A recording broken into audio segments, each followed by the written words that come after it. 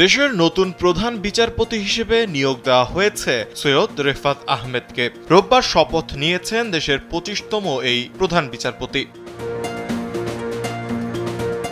শিক্ষার্থী ও জনগণের গণ আন্দোলনের মুখে আওয়ামী লীগ সরকারের পতনের পর 24তম প্রধান বিচারপতি ওবায়দুল হাসান পদত্যাগ করতে বাধ্য হন। তারই স্থলাভিষিক্ত হলেন সৈয়দ রেফাত আহমেদ।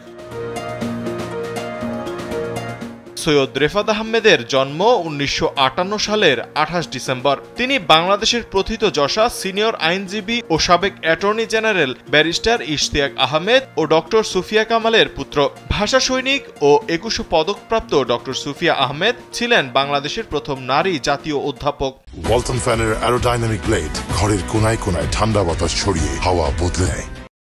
ঢাকা বিশ্ববিদ্যালয়ের ইসলামের ইতিহাস ও সংস্কৃতি বিভাগের চেয়ারম্যানেরও দায়িত্ব পালন করেছেন নবনিযুক্ত প্রধান বিচারপতির মা। ইশতিয়াক সুফিয়া দম্পতির 2 সন্তানের মধ্যে প্রথম সন্তান সৈয়দ রেফাত আহমেদ। নবনিযুক্ত প্রধান বিচারপতির পিতা ইশতিয়াক আহমেদ 1996 ও 2001 সালে 2 বার সাবেক তত্ত্বাবধায়ক সরকারের উপদেষ্টা হিসেবেও দায়িত্ব পালন করেছেন। বাংলাদেশের গণতন্ত্র প্রতিষ্ঠা, বিচার বিভাগ এবং গণমাধ্যমের স্বাধীনতা নিশ্চিত করতে ইশতিয়াক আহমেদের রয়েছে ঐতিহাসিক অবদান।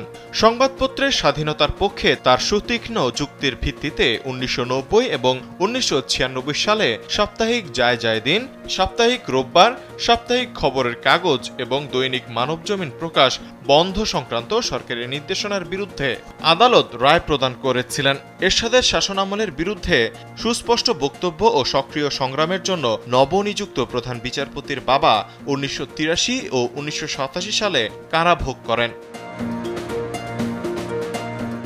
সৈয়দ রেফাত আহমেদ ঢাকা বিশ্ববিদ্যালয়ের আইন বিভাগ থেকে প্রথম শ্রেণীতে প্রথম হয়ে এলএলবি অনার্স উত্তীর্ণ হন।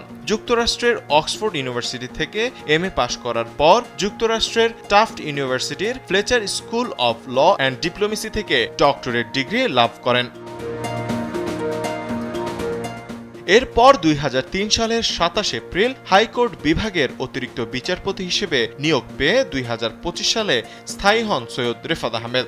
এর আগে 1984 সালে জেলা জজ আদালত, 1986 সালে সুপ্রিম কোর্টের হাইকোর্ট বিভাগ এবং 2002 সালে সুপ্রিম কোর্টের সিনিয়র আইনজীবী ছিলেন। তৌহিদুল ইসলাম তারেক, কালবেলা।